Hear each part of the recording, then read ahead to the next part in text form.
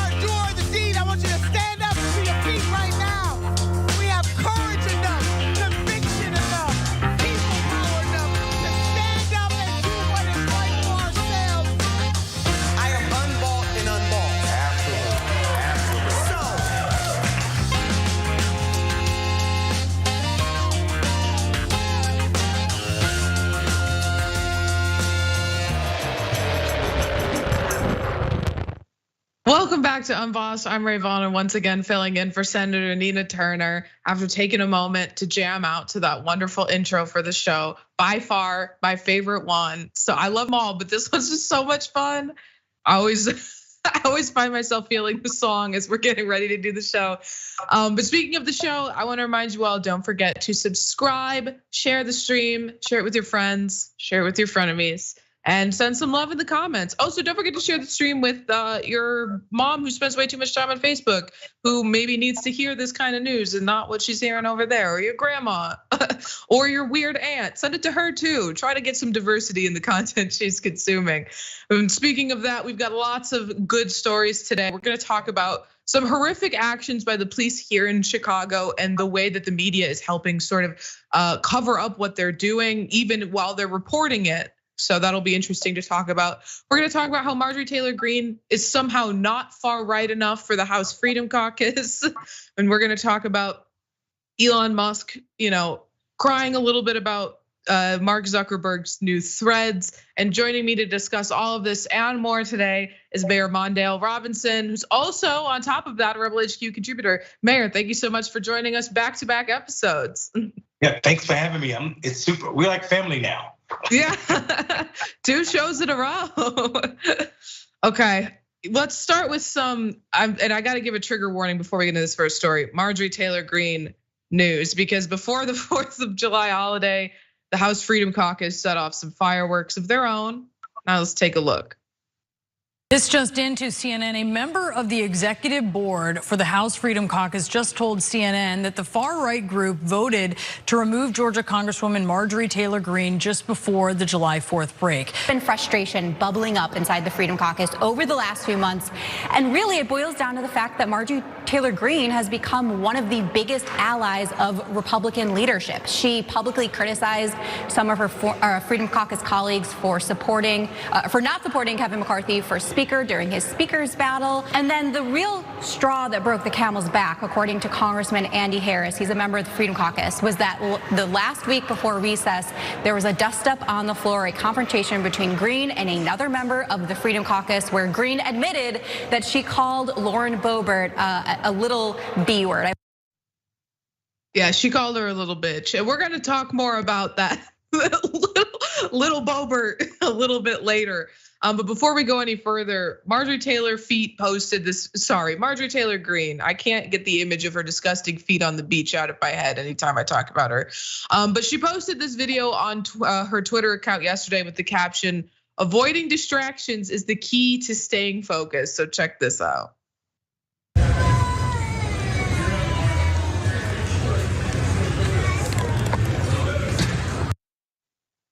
Why is she always posting her feet? Jesus, please cover those up. For the sake of humanity, cover up those feet. But apparently, and this is a woman who knows how to be in office and do no work. We all remember that she was stripped of all of her committee assignments while the Democrats had control of the House. Now she's being kicked off of a caucus. This is somebody who loves to run her mouth and hates to do her job, which maybe is the best situation for us because I really don't want her doing any legislating. But she seems really unfazed by this new development with the House Freedom Caucus. But as CNN reported, it all stems from this exchange with Lauren Boebert. You can see them here yelling at one another. This is the infamous exchange in which at one point Marjorie Taylor Greene refers to Lauren Boebert as a little bitch, something that Marjorie Taylor Greene was very thrilled to confirm to multiple media outlets after the fact, although Lauren Boebert stayed somewhat moderately professional about it, saying she didn't want to discuss the incident. But again, there is a little bit of irony here because Lauren Boebert actually didn't want Marjorie Taylor Greene to be kicked out of the caucus. Daily Beast reported on this. They wrote that Greene's biggest personal foe in the House Freedom Caucus, Boebert, was far from the most enthusiastic to push her out. During internal deliberations almost 2 weeks ago, which occurred after Greene confirmed to multiple publications she did indeed call Boebert a little bitch, Boebert agreed with another member who argued against removing Greene out of respect for her right to freedom of speech. Now, Boebert said that while she defended Marjorie Taylor Greene's freedom of speech, it did not have an impact on her vote.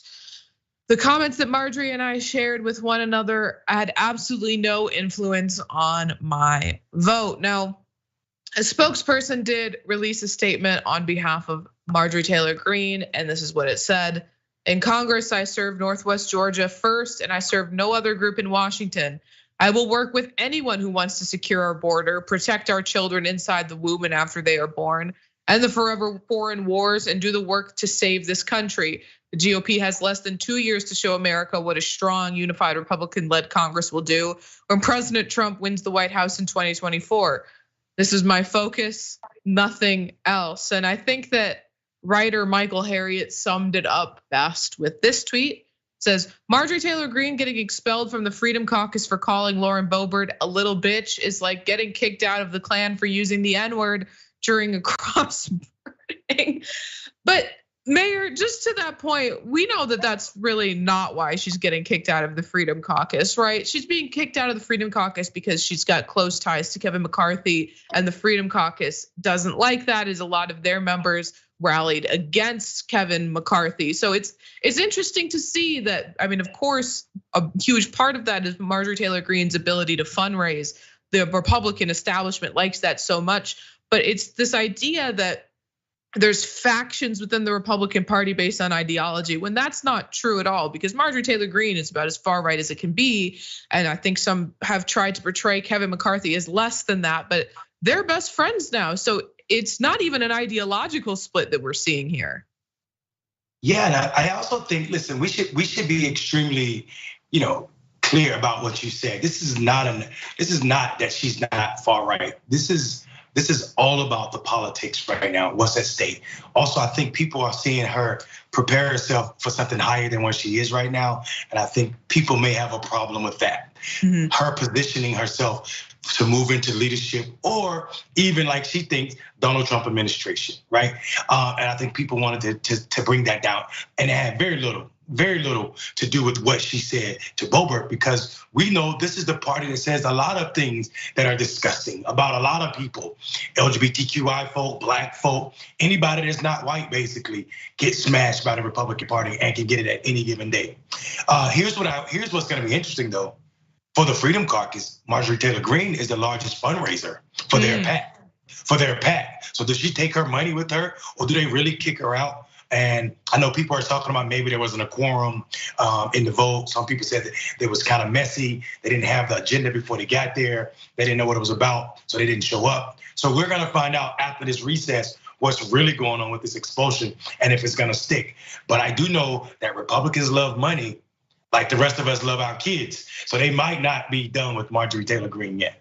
Yeah, and I think that's a really good point, because still a member of the House Freedom Caucus is Lauren Boebert, who by the skin of her teeth won her last election. And the Democratic Party's and they didn't see that as a potential victory for them. So they've already started their fundraising efforts to oust her in the next election cycle. And honestly, the odds of that happening are pretty high. So it's strange to see them sort of hedge their bets behind members of their caucus who aren't particularly as popular as maybe they once were, not as good fundraisers as Marjorie Taylor Greene. So it does sort of seem like they're shooting themselves in the foot in this regard, but hey, that's better for the rest of us. So I'd love to see this sort of division damage their ability to earn money, although it is concerning to see the establishment of the Republican Party willing to cozy up next to Marjorie Taylor Greene to get that strong fundraising boost. But we'll keep an eye on that, and especially once they come back from this recess, how this really plays out, and moving through the upcoming election as well. I think that the mayor's absolutely right that we're going to see Marjorie Taylor Greene absolutely trying to get a position within the Trump administration that I hope to God, I pray to God, never happens again. But yeah, we'll keep an eye on that. But the other thing we're keeping an eye on right now is this new Twitter clone Threads, because while everyone is deciding whether they should stay on Twitter or jump over to Threads, Twitter has some things to say apparently. So let's take a look at that.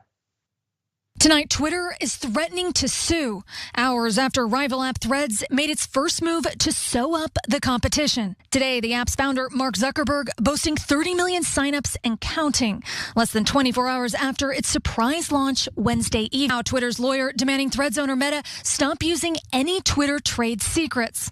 Today, Elon Musk tweeting, "Competition is fine, cheating is not." I'm sorry. Cheating is not, you wouldn't have a job if it wasn't for cheating. You literally lied about having degrees so that you could get positions that you could not otherwise have attained.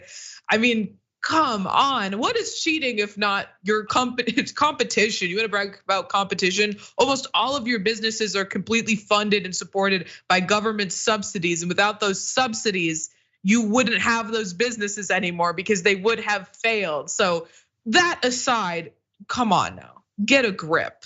Let's get this cage match happening though, because I want to see these two billionaires beat the ever living crap out of one another. But let's get into some more details on why Elon and Twitter are now throwing this big hissy fit, according to CNN. On Wednesday, an attorney representing Twitter sent Meta CEO Mark Zuckerberg a letter that accused the company of trade secret theft through the hiring of former Twitter employees.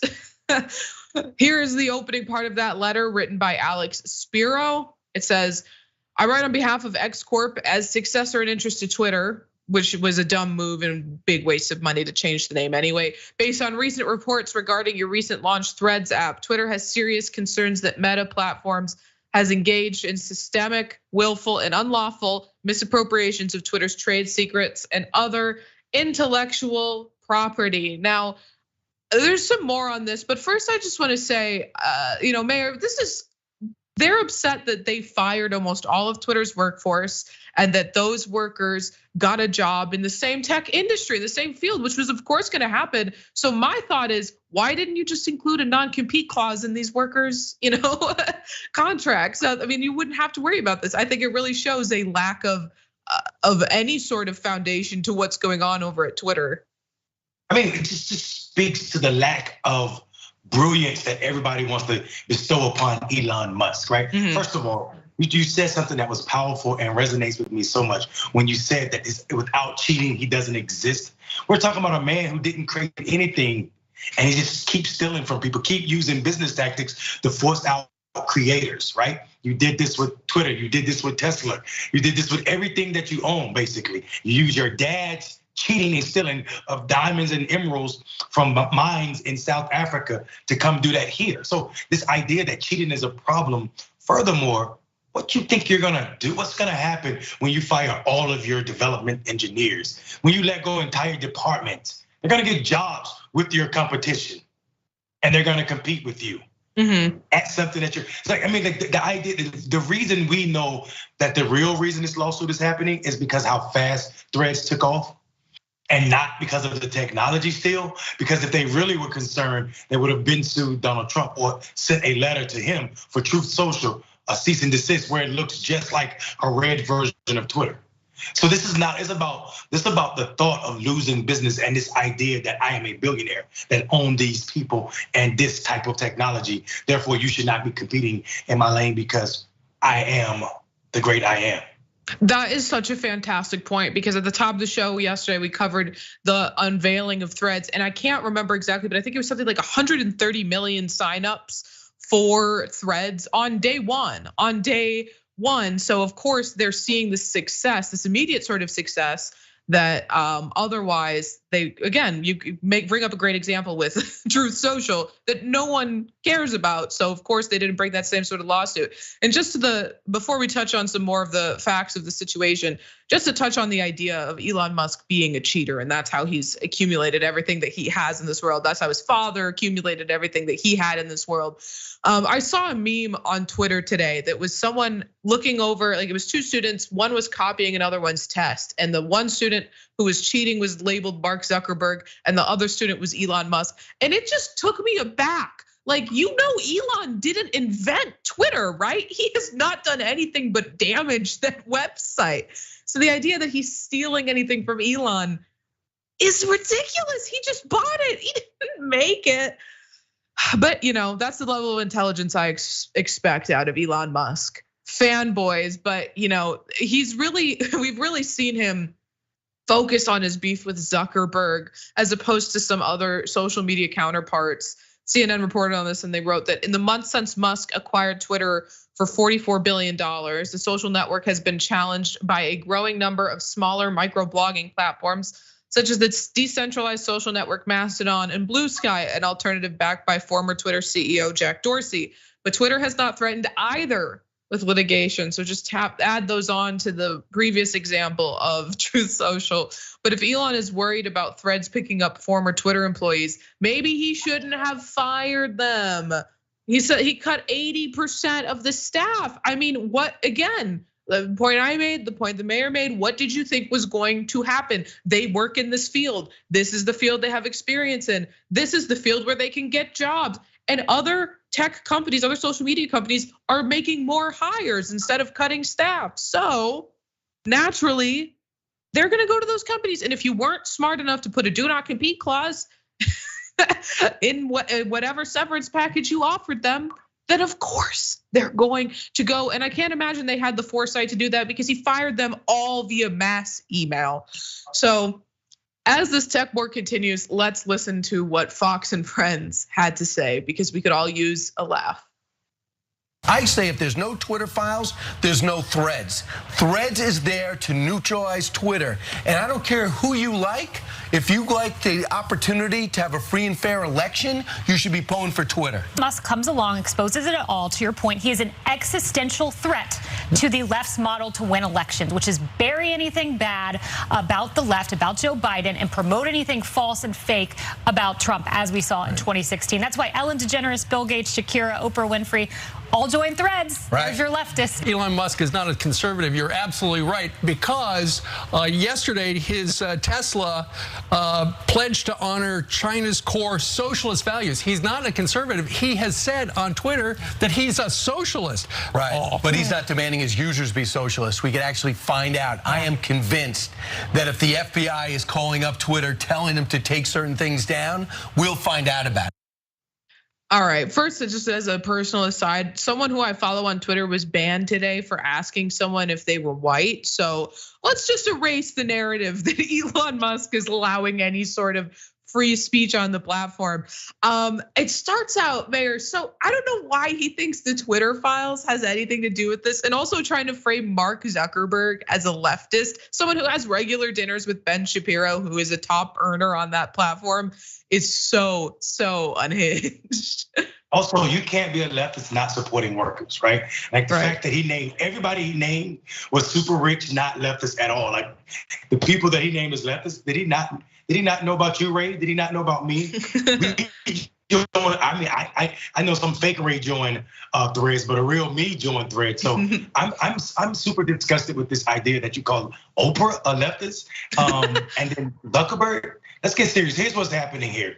These people have no common sense. They're not in tune to what's really going on, not just on social media, but in the real world. They live in this echo chamber where they can just spew anything, not grounded in facts, and people just eat it up. Fox News, I seen a study a couple days ago that said Fox News viewers get 70% of their news from Fox and nowhere else.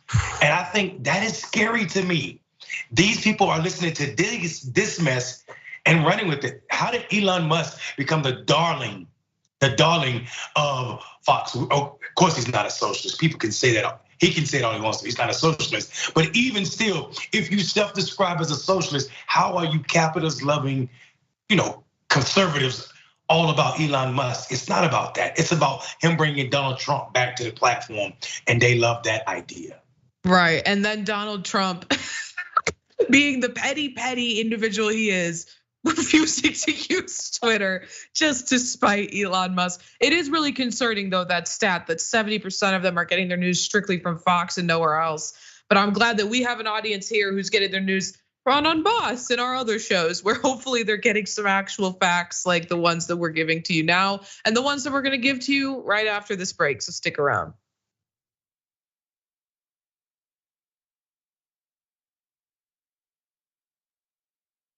Our TYT audience has been building this show and this network with us for 20 years. Now we're expanding and connecting our audience around the world in even more exciting and powerful ways. Look, I don't want you to miss another petition, poll, community conversation, or TYT segment. Connect with informed, passionate, and compassionate progressives, and even new progressives. They're joining our movement every day.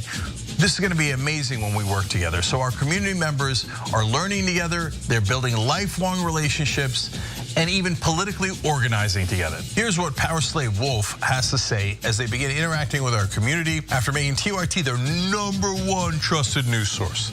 Quote, I've been a TYT viewer since the Obama years and have since found them to be a far more trustworthy news source than most TV news outlets. Away from viewing TYT, I'm a musician, electric bass guitar, sim racer, satire enthusiast, and rollerblader, the latter being my main means of intense exercise.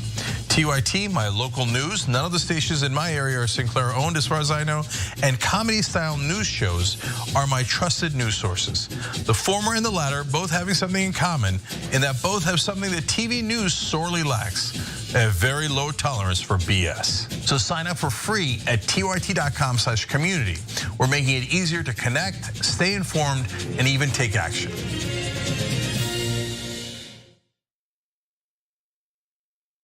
Climate is changing fundamentally, extremely, and non-linearly. It's becoming worse now. It's not when the levees burst that is the problem. It's in the anticipation of that. So I hope every human being is safe. And by human beings, I do not include multinational corporations, especially the ones that started climate change in the first place. What we're currently doing right now in cutting emissions is clearly not enough. There will be ramifications to what Trump is doing. I don't want people to suffer, but I feel like there's going to be a lot of suffering because we have an imbecile as our leader.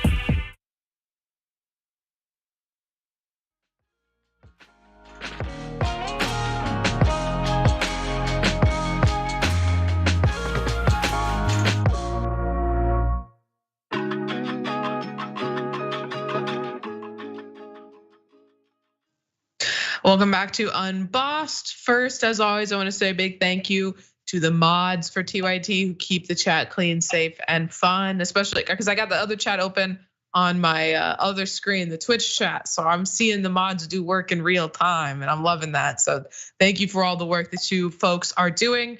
And they're definitely supporting the network. And another way you can support the network is through membership.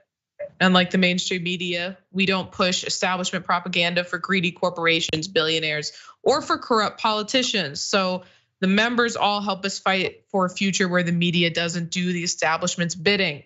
One way to sign up is through an annual membership at $49.99 a year. Your contribution keeps us independent and allows us to continue reporting the facts corporate media doesn't tell you or doesn't want you to know. So support our work at tyt.com/join. Another way to support us is to subscribe to TYT's weekday morning newsletter, The Progress Report. Every morning we give you the best progressive news, analysis, and reporting. So scan that QR code or go to tyt.com/newsletter to sign up. I also want to remind everybody to join Dr. Richie on Sundays on Sirius XM channel 126 for the Dr. Rashad Richie review. Check it out on Sirius XM Urban View Sundays at 10 a.m. Eastern, 7 a.m. Pacific.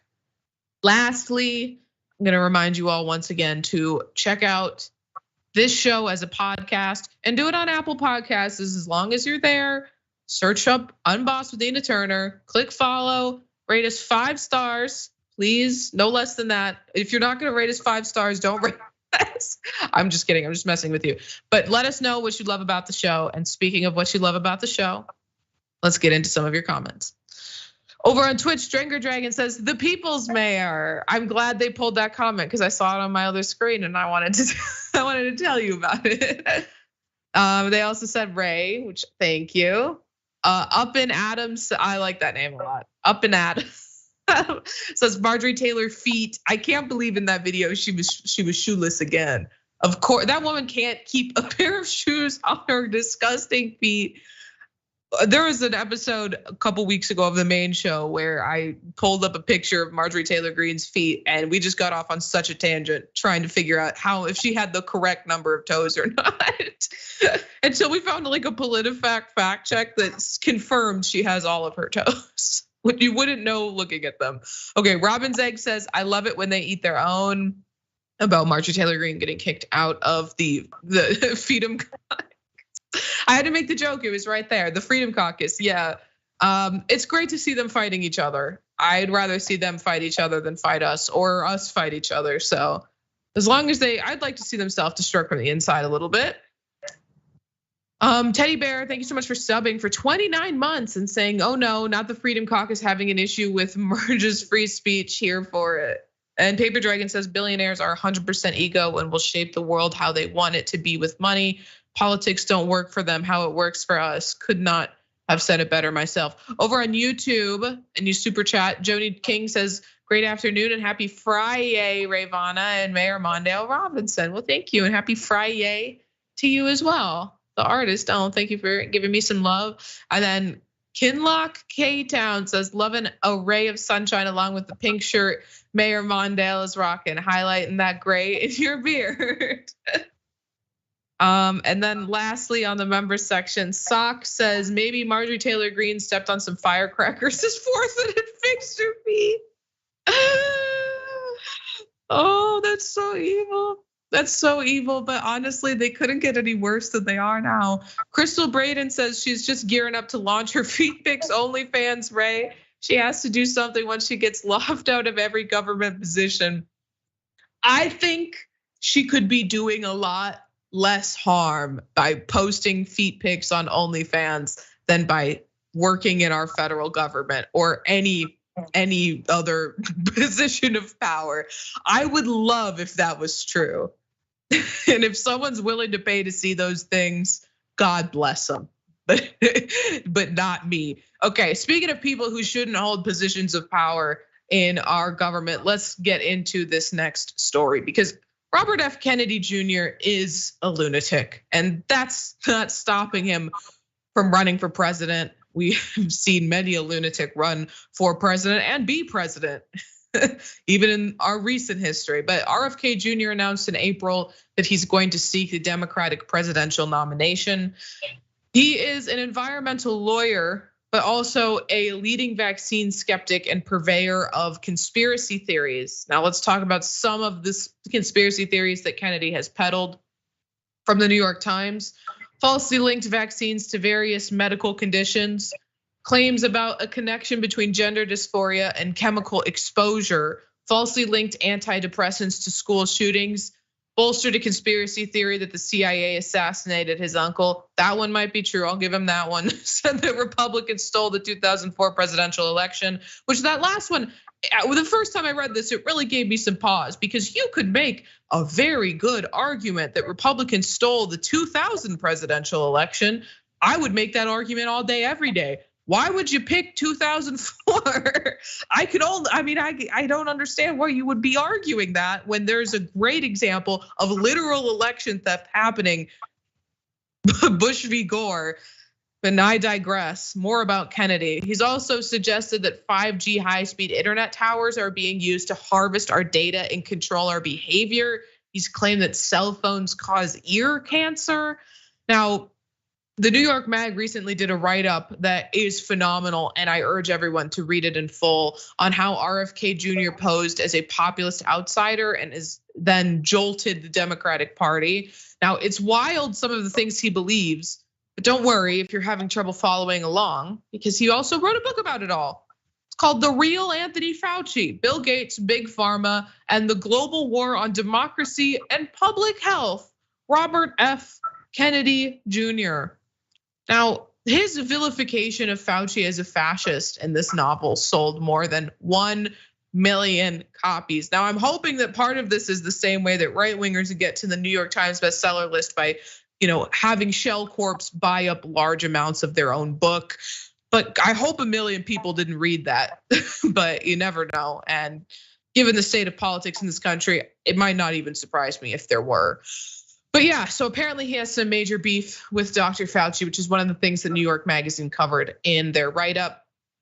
RFK, an environmental lawyer who has spent the past 2 decades ever more beholden to repeatedly disproved arguments about a link between vaccines and autism, jumped thirstily into the COVID fray, becoming a vocal critic of almost every government-funded or endorsed COVID mitigation approach, from masking to social distancing to vaccine development and mandates. His chosen nemesis was Fauci. Now, he has some pretty wacky supporters. Fortunately, he's not polling very high. You can see Democratic primary preference here. He's above Marianne Williamson, probably by name recognition alone, but significantly below Joe Biden. That's with Democratic voters. But I do want to point out that TYT was at a Trump rally in Pickens, North Carolina last week, and they asked Republicans who is one Democrat they would vote for. So let's watch that.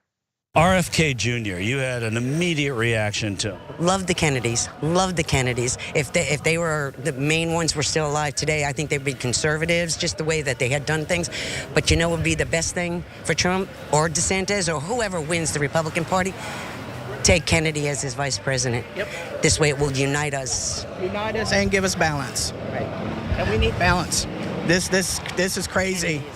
Kennedy is a wonderful, wonderful man. Wonderful. If Kennedy were the Democratic nominee, would you think about voting for him for president? Yes. Would you? Yes. Now, Mayor, claiming that the Kennedys would be conservative today, I mean, I was just watching your reaction, and it's such an absurd and horrifically disgusting claim. Yeah, I'm just back at this point that the Republican Party, specifically the MAGA Republicans, don't have a platform that they care about other than whiteness. Like, you can't say that the Kennedys, both who were killed for being progressives, one for not wanting to go to war, right? And another for, let's just say, I don't know, his stance on black people being equal. I'm not sure what conservative policy the Kennedys would be supporting right now.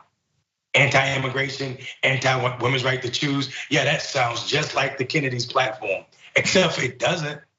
I think Robert Kennedy found an old batch of his granddad or great-granddad's moonshine and has been sipping it, because I don't know where this brother is at with his thinking. This idea that you can name yourself, this is a dino. I ain't seen a dino in a long time, but this is a Democratic name only. Like, this is a Republican by any stance. And this idea that he's gonna primary the Democratic candidate for president is absolutely disgusting. To see some of the stuff this brother's saying, to make these attacks on Dr. Fauci, these Republican talking points that apparently he agreed and believes in, because, like you said, for the better part of 2 decades, he's been trying to link autism, even though science won't help him do that, to vaccinations. And I think the scary part is the reason these people love him and think of the main Kennedys, as if the other Kennedys, the ones that are living right now, don't matter. These are sub people, right? They're not main Kennedys. So the idea that Republicans can like this is because he's saying the same ridiculous stuff that they're hearing on Fox News. Exactly, and just to that point, I made a Rebel HQ video about an interview he did like last week. So if anyone wants to see that in full, you can check it out. But he was doing a town hall, and he was asked, "Will you support the Democratic candidate who is nominated at the convention in the general election?" And he refused to do it. And typically, I would say, I don't think we need our candidates making these sorts of promises. But with him, I took a different stance, because I want him to know that he will not be supporting a Republican. Can you guarantee that you will not endorse a Republican candidate for president? Because you've galvanized this group of nut jobs who also don't know anything about science and how vaccines work, and a good portion of them are all Republicans. We saw there Republicans supporting him. We've seen Joe Rogan supporting him, the people of that ilk supporting him. Horrible people from the Trump administration supporting him and talking about how intelligent he is. Donald Trump himself praised him. So I want to know that you're not going to endorse a Republican candidate for president. And Mayor, I'll let you get the last word in on this one. Yeah, I mean, he's not going to do that because it's absolutely his plan. This is a smooth technique to make yourself get a show on Fox, or a playing role in Donald Trump's administration. This is absolutely not a Democrat by no standards. We are a big tent party, I understand. There are some Democrats who are establishment. There are no Democrats out here screaming about the ineffectiveness of the COVID vaccination, not on the mainstream level, not someone running for president. This is not a person the Democratic Party should be taking serious or even inviting to any of our events. Absolutely, I could not agree more. Now we've covered some American politics, but let's all turn our attention now to what's going on in France, because the people of France have been protesting for days after a 17-year-old black child was murdered at a traffic stop. Now the country has been reeling from this recent killing. Let's pull up this headline from The Guardian. The killing of Nahel in a week of grief and fury in France. Now they reported that 17-year-old Nahel was driving through Paris when he was pulled over for a traffic stop. 2 officers stood on either side of his car as they questioned him. Then his car lurched forward and he was shot dead. The killing of Nahel, who is of Algerian and Moroccan descent, caused uproar in the capital. It was the 13th death during a traffic stop at France that year, and most of the dead were black or of Arab origin. Also, just to add some more context to that, it's been reported that they were telling him that they were going to shoot him dead like an animal during that traffic stop. So, just to show that these officers knew what they were doing. They were being vociferously racist towards this individual, and they murdered him.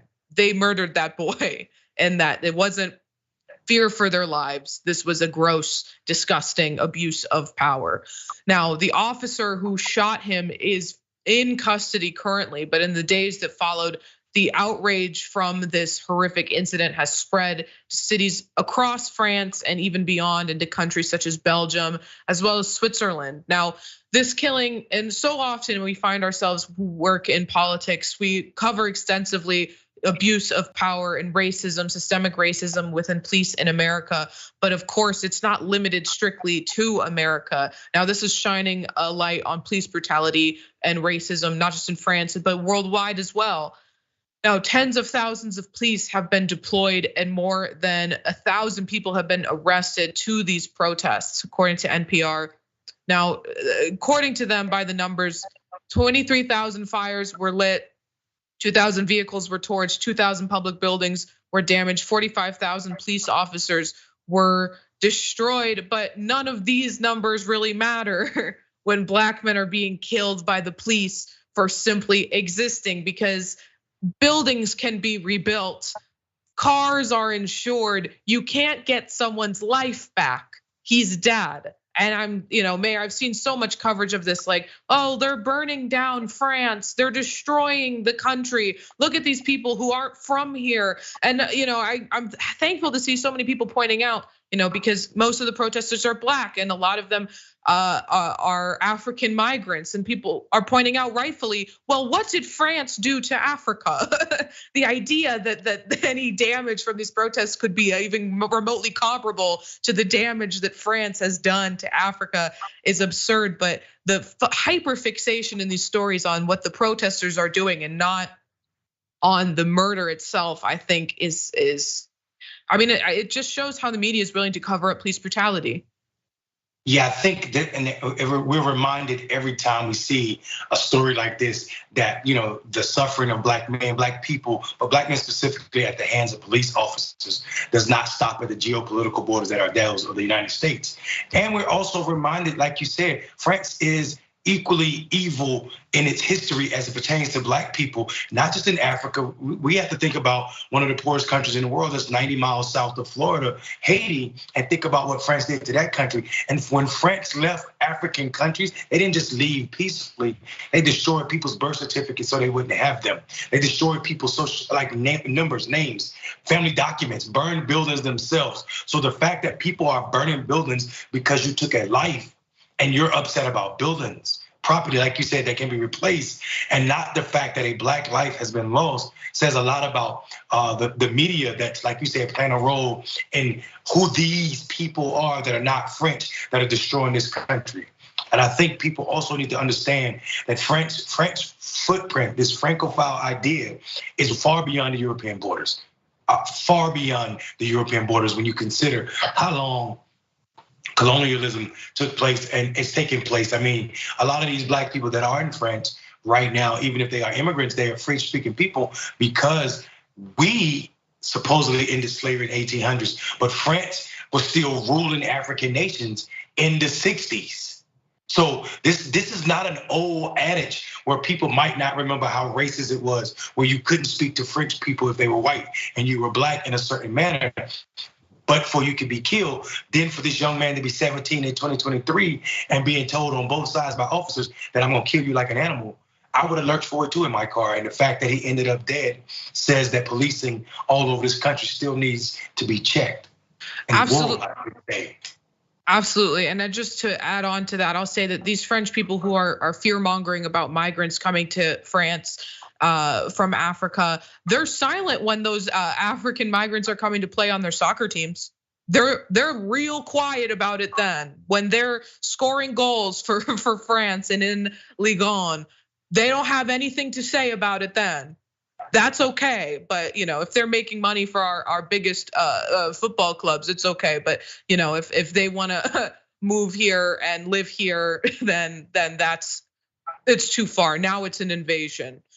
But similar to what we saw after George Floyd's murder in 2020, this murder has now become sort of a rallying call to end systemic racism in France and in surrounding European countries. And they're clearly fed up with their racist police, as we can see by the outrage in these protests. But now people are even more upset because authorities have banned an annual memorial march for an individual that was killed by police in 2016. That individual was Adama Traore, who's a 24-year-old black man who died in police custody. We have a picture of him here from BuzzFeed. Now, according to The Guardian, Saturday's march in memory of Adama Traore, who his family alleged was pinned to the ground by officers and died of asphyxiation, was banned by the police prefect of Val d'Oise. The prefect's office cited potential trouble to public order in the towns of Perzan and Bourmont-sur-Oise, sorry, I know I'm saying those wrong, which had seen unrest after Nahel's death, including an arson attack on Persian Town Hall, excuse me. And Mayor, I mean, they know the outrage that people are feeling now. I can't, imagine the idiocy going on behind the scenes to say these people are righteously angry, so let's prevent them from marching in the memory of another individual who was unjustifiably murdered by the organization. I mean, it really is just them trying to assert their power and control over the public. How else they're pissed at them, and rightfully so.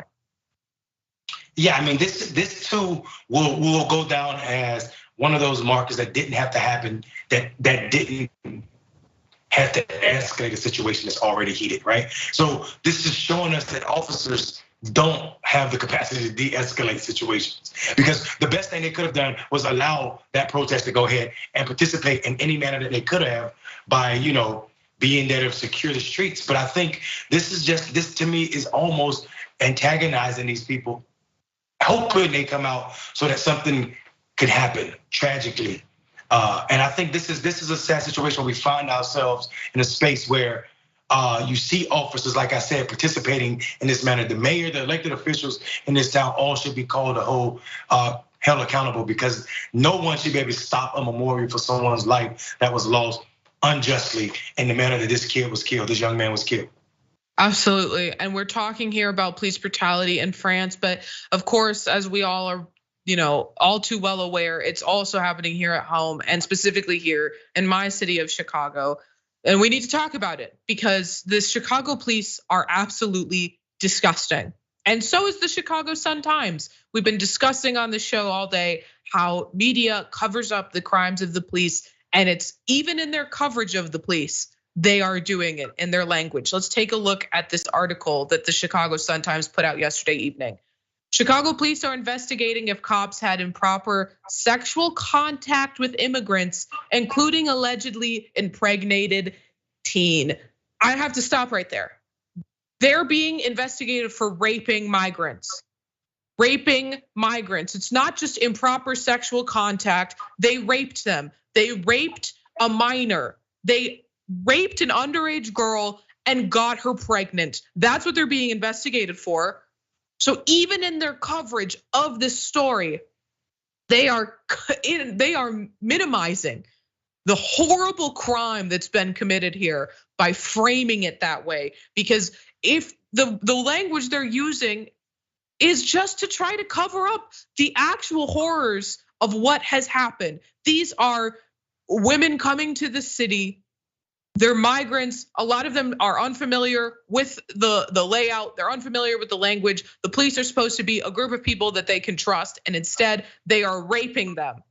And these news outlets are scared to use the word rape, but we all can read between the lines. We all know exactly what that means. And to do it, to cover up the rape of a child, disgusting. It's disgusting. But let's get into some of the details of this horrifying abuse of power from that article. As the city has struggled to accommodate an influx of new arrivals being sent from the southern US border, controversy has brewed over the decision to temporarily house many of them at police stations. Hundreds have had to spend nights sleeping on the floors of police stations. Police officials wouldn't say if any of the officers had been stripped of their police powers.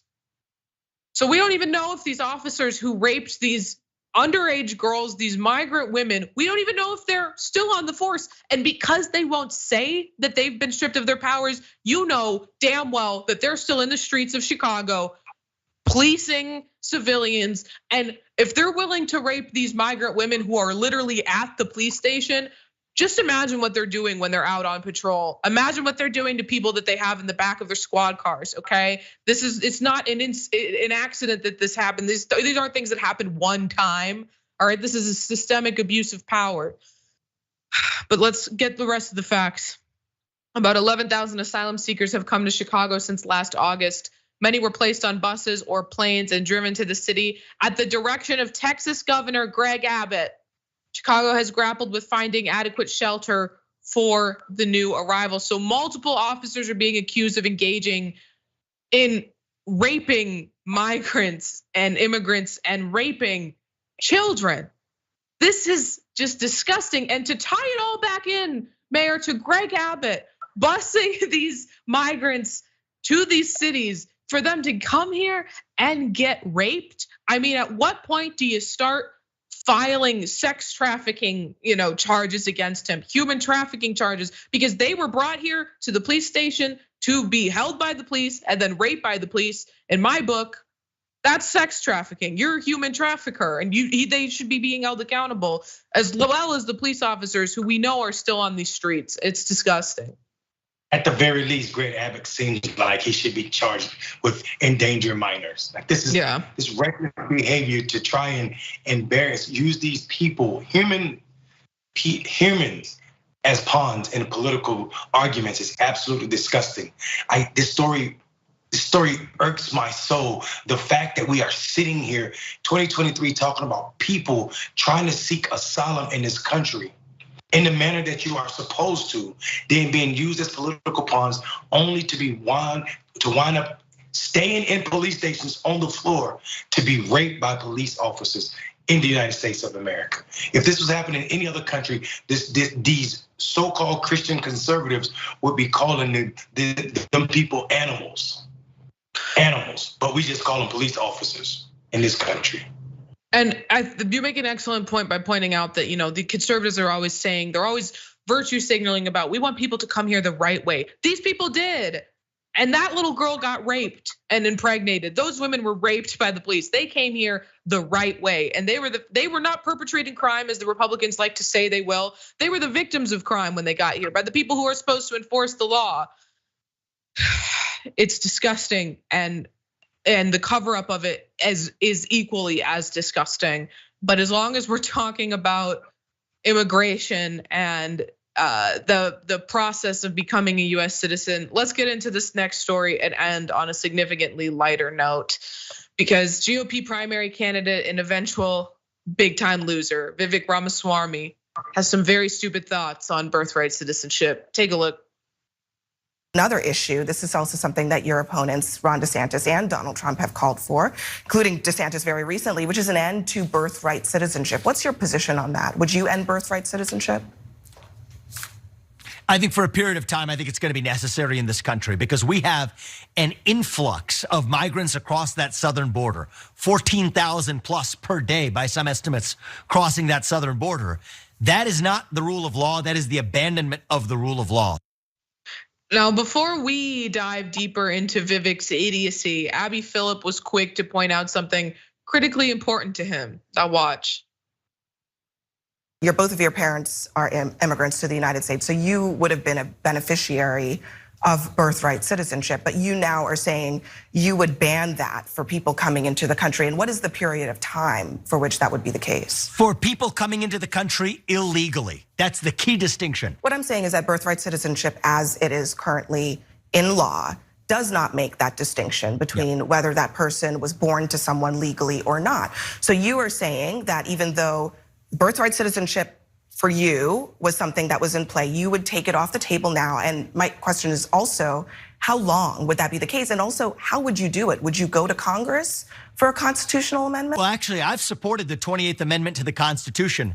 I'll actually go one step further on this, Abby, is that I don't think someone, just because they're born in this country, even if they're a sixth generation American, should automatically enjoy all the privileges of citizenship until they've actually earned it. I have to stop there, because where do you think that these people will be citizens of? They need to be citizens of somewhere. You think that infants should just be countryless? Okay, but anyway, Vivek sounds like a guy who's literally just throwing everything he can at the wall and seeing what can stick. But he's also targeting high schoolers with his proposals, because he tweeted this. Every high school student should be required to pass the same 128 question civics test required of legal immigrants to become citizens. The fact that this is controversial in America is a damning indictment of our republic's health. See test questions below and try it yourself. Now, I think that we should make the citizenship test easier. I don't think that we should be making it harder and then enforcing it on everybody else. But this is unsurprising as a suggestion coming from the guy who recently said this about education. Abolish the Department of Education, not because I am anti-education, but because I am pro-education, and the federal government is actually delivering poorer results for our kids. So I would take that money and distribute it to states to fund underfunded school choice programs. But in order to receive that, those states have to abolish teachers' unions. Full stop. If you're a public school teacher and you are unionizing, think about who you're unionizing against. You're unionizing against the public, the kids you're supposed to represent. That's backwards. We're going to fix it. And that allows those public schools to actually compete against those private schools and charter schools that aren't encumbered by those same teachers' unions as handcuffs. Incidentally, teachers' unions actually protect the students as well as the teachers, because they prevent the teachers from being forced to work in unfair working conditions, which also disadvantages the students. When there's 60 kids in a classroom, you have a teachers union that's going to prevent that from happening. Of course, the students sitting in a classroom of 60 versus 20 kids is going to get a lot worse of an education. But a write-up from Prem Thakur of the New Republic captures how idiotic Vivek sounds in these arguments. So let's take a look at some of this. Surveys in the past have shown that most people would likely fail a basic multiple choice citizenship test. One survey found 36% of respondents actually passing such a test. And given Republicans' all-out assault on public school education, it's unclear what their plan would be to up those numbers.